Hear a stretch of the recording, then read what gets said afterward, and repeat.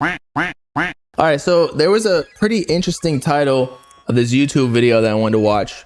The corruption behind Utopia is worse than you thought.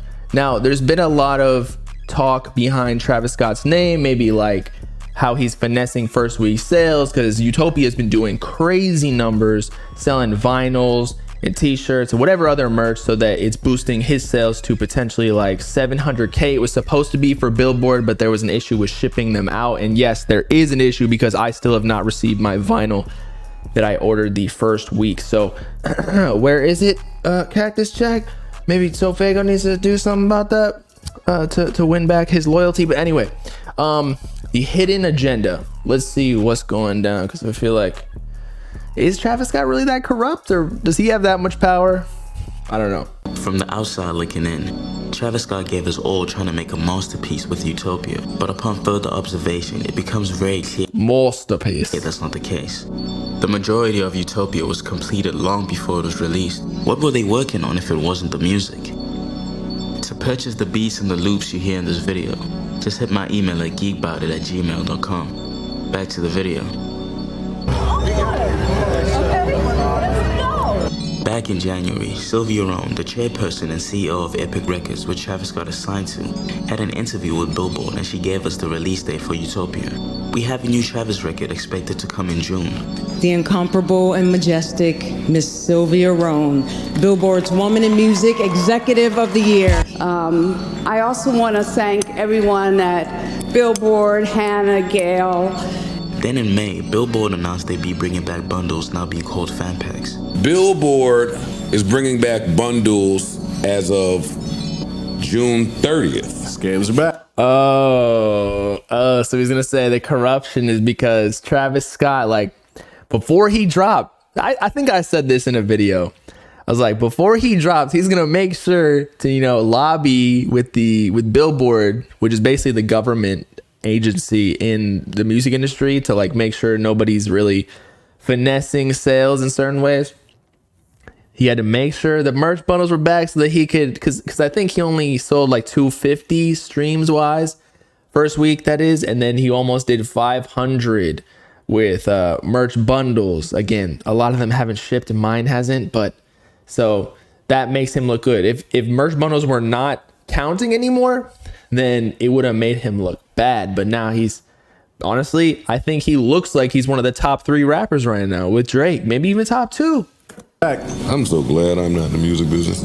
Coincidentally, they'll be reinstated in the same month that Travis Scott was rumored to be dropping. If nothing is a coincidence when it comes to big business. We've seen what happened with Travis. There's no like coincidence that the rules for Billboard changed right before Travis drops an album. No. They could have knew this was coming. That's why we ain't had no drops. So now they can take advantage of it. That makes sense. Good point. Billboard mended a few things in order to make it more fair for artists. But in my opinion, they did just enough to where the artists with millions behind them can still find loopholes and take advantage in the manner that most other artists aren't capable of doing. For example, for one of the rules, Billboard stipulates that the bundles can't be put up for pre-order. They need to already have been made, stored in a warehouse, and most importantly, they have to be shipped the same week of the release in order for them to count. And because every bundle item option will have a CD included, the album itself has to be completed and burned on the CDs well before the release date.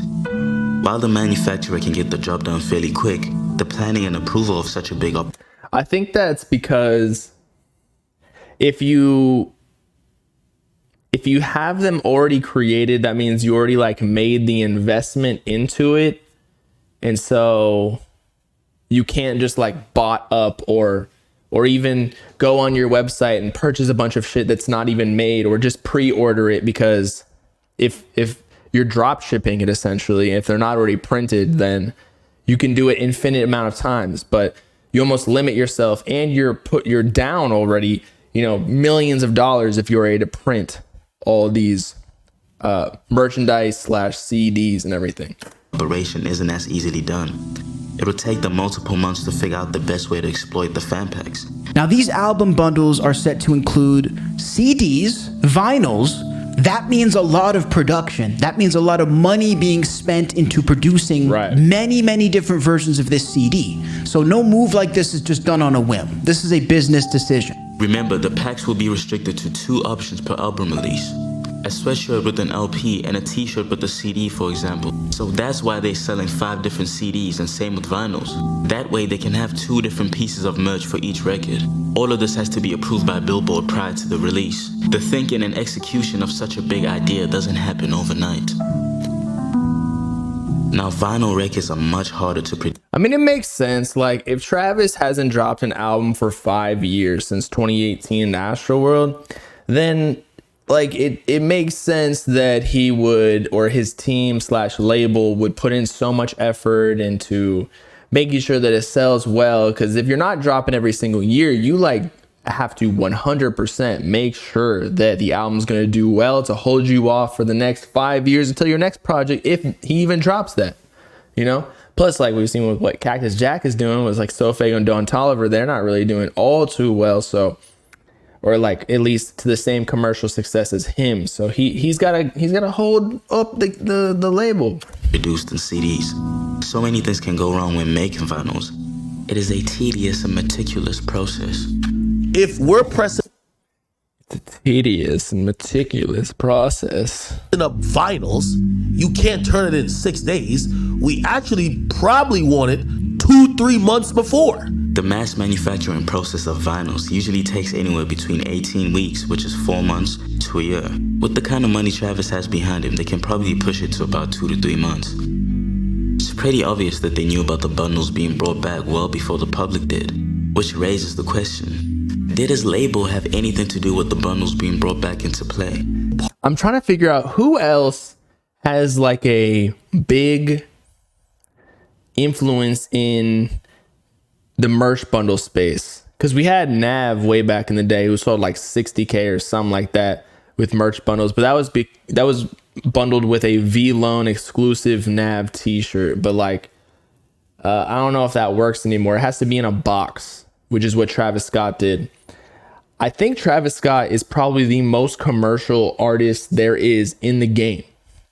So maybe other than Kanye, because he has the Yeezys, but I don't know if people are really buying Kanye merchandise. They're buying like Kanye products. Like Yeezy's a whole Adidas thing, way bigger than just being like a little t-shirt or like a box or something.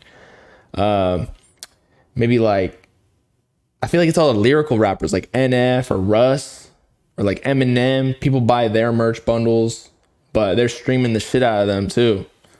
Part of Travis's allure is all of this shit that comes with the brand. It's more than music. All the bundles, the this and third. It makes the brand of Travis look so big. Yes, they probably approach Billboard and says, hey, listen, this is how we're going to put out this project. We need these rules fucking altered, or you're going to make a special amends for Travis Scott. That's how it works. If we go, that would be so crazy if they changed the rules just for Travis and like didn't tell anybody, you know, because then everybody would know it's rigged. But I feel like it was already kind of obvious because of how close the date was with when they changed the rules and when Travis dropped. And he dropped like a month after they changed it. Go back exactly 3 months from when Utopia was dropped. We get to the 28th of April. The week before that, Travis held the Lost Utopia camp at Shangri-La to round up the album and put the finishing touches. The video he posted on Instagram of him playing Rick Rubin music is from the same camp. And right after this is when the rollout fully started because the album had been handed in. Now to the actual bundles. When Utopia finally dropped, they put up hella bundles up for sale. Some of them include a Utopia magazine with 5 different covers, a CD with 5 different covers, and a vinyl with 5 different covers. Now this plus the bundles. Where is my vinyl? Although I only got it for $5, so I'm not even really tripping because there was the discount code that I found on Twitter. I don't know if y'all got that. No way am I paying $50. Actually, I would. Maybe not for Utopia though. It has to be like a classic album, like a DS2, or like I have Love is Rage 2 over there. With the clothes is truly insane. But the reason this is so genius, folks, I can 100% guarantee there will be people who not only want to cop all 5 versions of the CD cover, but they'll probably want to get all 5 versions of this vinyl as well, plus all of this different merchandise. There was even an option which allows a customer to buy every single item on the site, and that option amounted to more than $1,000. Imagine you're an artist and you have a fan who will literally fork over like that sounds like all the CDs, all 5, and then all 5 vinyls with the boxes and maybe a hoodie. That's like $1,000 right there, maybe less, maybe 500, but shit, to just have one person to give you $500. Meanwhile, this is happening 100,000 times. What is it? It's like a 50 mil or something like that. I don't know what the math is at the top of my head, but that is crazy. The pull he has. This wasn't even the most genius part of it all. Now, because I knew I wanted to make a video series on Utopia, I joined a bunch of forums and discords to stay on top of every single little piece of information which could be useful. And so a week after the album dropped, discount codes started appearing out of nowhere for the Utopia vinyls. Every week it was a new discount code where you could get a vinyl for only... That definitely helped the sales a lot. If there was $5, bro, people are way more willing to buy the 5 CDs and 5 vinyls for the same price as if they were going to buy one. It's genius. I don't know if that necessarily counts for a one album sale anymore, though. Maybe there's no loophole, or there is a loophole, or there's no rule against it. $25. Because I always thought there was like a rule for how much it has to cost. Like it has to cost a full album like $11 on iTunes or something. It has to match that. The first week, you could get it with free shipping. This was the biggest reason why Utopia stayed #1 for the first 4 weeks on Billboard. I personally have nothing against Travis Scott or any other artist exploiting the system to their benefit. The game is the game. You gotta get it how you live it. What I do have a problem with is how you can clearly tell who's in bed with Billboard and who isn't. The system should be equal for everyone. But these businesses will always have their favorites. For example, Russ just dropped a project, and as much as I don't listen to Russ anymore, I know he has a very dedicated fan base. He's been selling out arenas for years now while still being independent. Luminate, a company that does the calculations for Billboard, decided to take away a whole 10,000 units from Russ. It just so happens that Luminate is owned by the same company. So I heard, allegedly, from insiders, that the reason that they took back some of Russ's sales, I think he mentioned that in the tweet, to fake their streams, is because I believe his streams, because he's so real with his streams that it didn't equate to like the 40K merch bundles or something that he got throughout the first week of his album. And so they thought that a lot of the vinyl or the merch bundles were faked because they just didn't align with his streams. But because everybody's faking the streams and he's not, it made it look like it was too low to the proportion of his actual real bundle sales. So it's crazy how you literally have to fake streams to not get counted against on Billboard. That doesn't even make sense. Happens that Luminate is owned by the same company that owns Billboard. Fan pack offerings must be approved in advance of their on-sale date by Luminate and Billboard. Now, during the last few hours of Utopia's first week, an extra 90K in sales was submitted. These companies move the goalposts for their friends and for when it benefits them. Why would Billboard go out their way to report the stat? They have disqualified many artist bundles over the years, and not once have they ever reported on what those artists could have sold. Of course, they crucified 6ix9ine and took away all his bundles. It looked like you were going to do 150 first week. Yeah, and then they said, oh, no, let's disqualify the bundles. Right, yeah. right. Oh, 6ix9ine dropped? Oh, yeah, no. The rules change effectively now. You know what I'm saying? You know, you discount bundles. You know what I'm saying? Yeah. So it wasn't a problem 2 weeks ago when Taylor Swift did 823, right? But just like, oh, no. Oh, so 6ix9ine? Okay, the rules just changed. I remember when 6ix9ine got fucked by Billboard. 6ix9ine's label had to stand up for it. And by the way, I seen the emails back and forth. Like, I literally, that's one thing I do like about 6ix9ine. He's so open, and also even his label, they're very open about shit. I seen the emails going back and forth between the label and Billboard, where the nigga at Billboard is explaining why he got cheated out of a #1 record. In January 2022, Billboard reported that Travis was in Cabo working on Utopia, and in an interview with Weezy, which we'll discuss. I completely missed that part with the 6ix9ine.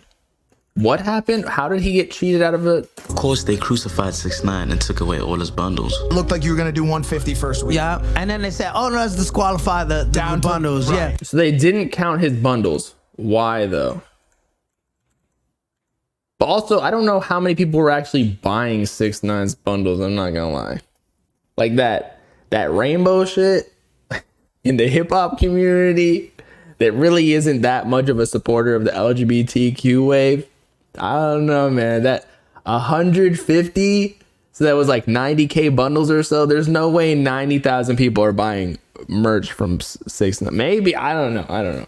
That's one thing I do like. Because you're gonna get bullied, or maybe even worse, like taken out, completely deleted if you're wearing a 6ix9ine, if you're in the wrong merchandise, if you're in the wrong neighborhood. 6ix9ine, he's labeled and heated out. That Travis was in Cabo working on Utopia. And in an interview with Weezy, which we'll discuss later, they wrote about the developments of the album. 5 months later, Travis had his first public performance since Astrofest at the Billboard Award Show. Right after this, Billboard revealed he was gearing up to drop the album in the same year. Like I mentioned earlier, they also broke the news about him dropping in the Sylvia Rhone interview. If you think about it, they have had the most accurate information regarding Utopia. And these superstars don't reveal information without any intent. It seems like Billboard's kind of in the know in terms of this rollout, and Travis is competing against his past successes. Plus, he has a huge brand. The biggest motivation behind Utopia was making sure his brand and allure is bigger than ever. I think that's how, like, the top artists, what they have to do, because being a rapper, especially, maybe not other genres, but you're more than just a musical artist at that point. You're like a whole entire brand. So it has to, you have to create a whole world around your music and your brand, as opposed to just putting out good music, or else, I don't know, you're not going to get as big as Travis Scott. Like, the biggest brands in the world are there not just because of the product, but because of the whole entire experience. Like, he had a whole theme park, he's a whole festival, although that went out bad, but you get the point. There can't be any signs that he might be falling off. Right, that's what I was saying. Wait 5 years to drop a project. You got to make sure it does well, or you're out ski. Songs on Utopia were created before the Astrofest tragedy. We know he had planned on dropping the album soon after the festival, but obviously that wouldn't be possible. Then in early 2022, Weezy, who's a close collaborator and shows up on a bunch of songs on Utopia, told us that Travis was putting the finishing touches on the album. From this, we can deduce that there was a version of Utopia that was basically finished and ready for release as early as 2022. Thank God, God's Country and Telekinesis were all meant to be on the original version of Donda. There's also rumored that Travis had a whole different version of the highly anticipated leak Aliens. Love is an idea that was started in 2014. Travis and Wonder Girl brought it back to life for Utopia. A high quality and almost finished version of Lost Forever for 2 years now. Travis... I feel like that happens a lot though with music. Like, maybe sometimes a song didn't make the cut for a certain project, not necessarily because of its quality, but maybe it was just like ahead of its time, or like it didn't fit into the same theme as the project that currently is working on. So then he just pulled it from earlier, you know? And he also said with Utopia, he was going back to the roots of his music. Like, he was more involved in the production, and so it makes sense he would bring back old songs. This has been performing it since 2021. Till Further Notice was a part of a dozen Trav songs that were leaked earlier this year, but it was made in August of 2019 during the Heroes and Villains sessions. The first part of Schizo is a snippet I first heard in 2020, and then I found out it was recorded in 2019. But thinking about it, Astroworld released in 2018, right? So everything after that, and like between 2018 and 2023, is fair game to be working on like the songs for a project, right? Like, now if it was from 2014 or something, but I'd be scratching my head a little bit, like, you weren't really as great of an artist back then, so why are you bringing that song forward so much? But 28, like, if it's a 2019 song, yeah, it's old, but it was still after his last project, so he was working on Utopia next. Mafia, which was supposed to be on Utopia, obviously came out a week before Astrofest, and it was only switched out for I Know last minute. The Lestro was created in Mexico at a camp that was held in 2020. And since A was meant to be on Utopia and it still is on the vinyl version, we'll mention it as well. Uzi first teased the song in 2021, and Travis played it at the Road to Utopia shows in Vegas at the end of 2022. This is almost half the album, and a lot of these songs are 2 to 3 years old. Now, I'm not saying artists shouldn't use their old songs, but a lot of these records aren't phenomenal in my opinion. He could have made... They're 2 to 3 years old because he dropped his last project 5 years ago. That makes sense. Way better records. If you guys want a deep, detailed dive about how Utopia was actually made, let me know in the comments because there's some very interesting and cool stories to be told. There isn't too much information about when the rest of the songs on the project were made, but if I were to take a guess, I'd say a lot of them aren't recent creations. While we are under the impression that this man was cooking, he chose to settle for old songs and rather focus on how to make Utopia look like an enormous success. And because this was the goal, it led to him making some poor creative decisions. You can imagine how confused we all were when he dropped the first single, K-pop. Clearly a numbers move. Put the 2 biggest artists in the world on the lead single, immediately sell the vinyls for this and do the merch bundles. This will give them... Okay, I agree with that. When that song first dropped, or when we first heard about The Weeknd and Bad Bunny getting on the song, I was like, okay, he's trying to go #1. I don't think that Utopia had any like really big commercial songs though. Like, is it on Billboard still? I know it's probably streaming well and like it's doing well, like sales wise every single week. I still see it as #1 or top 5 and still getting 100K or like pretty close to it in its like 6th week. But I didn't hear any songs that were going to be like a sicko mode or something that's going to get like billions and billions of streams for years to come. Let me know if y'all did though. The numbers an extra boost for the album's first week, but we expected a lot more from Travis and Abel, and this is my gripe with this album. It feels like he was forced to compromise his art for the sake of the brand. I mean, thank God Drake sent in Meltdown so we wouldn't... I agree with that song, but like the rest of it, it did sound like old Trav a little bit, like darker and less commercial. So I don't think he really gave up creative control on his album, just the single. So, and that's why I liked it. It didn't just, like, Astroworld was really good, don't get me wrong, but it just sounded like a whole bunch of pop songs, radio songs, where I was like, okay, it's enough. I want to hear the real Trav. I still love Birds in the Trap Sing McKnight. That's my favorite Trav album. Didn't have to listen to Travis on A ever again. Another observation I made was his movie Circus Maximus was shot 2 weeks before the album dropped, and it wasn't completed until 2 hours before the first screeners in AMC theaters on the night of the release. Why wait till last minute to shoot for an album that has been handed in months prior? Now you have to rush to finish a project, and at the end of the day, the art is what suffers, which should be the most important aspect of your brand. The Circus Maximus show in Rome. It was a great moment because of the Utopia hype, but it was one of the worst performances he's ever given. It looked good, but he himself sounded really bad. Everything around Travis outshines the music now. Is that his like going away sentence? I guess, but like that's been like that for a while. He's always been, or in the past half decade, he's been bigger than his brand. I mean, his music. His brand has been bigger than his music because like he has the Nike deal. He's got his own shoes. He's selling all these merch. He's like just a big time performer. He's a celebrity. This is what happens when you become a celebrity. Your brand becomes bigger than just your music. Like even Kanye's entire brand and all the controversy is way bigger than just his music. A lot of people haven't even heard Kanye's music, especially all the people who were trying to cancel him. They don't even know necessarily about his Yeezy line. They probably have heard about it, but maybe not even seen it. And Travis was signed to Kanye at one point, so it would make sense that he followed in those footsteps. So I don't think it's anything weird. Like, yeah, the whole music industry is kind of like a facade. So I would agree that there is a lot of corruption from the outside looking in. Like what he's saying, corruption behind Utopia, but like that's with literally every single superstar artist.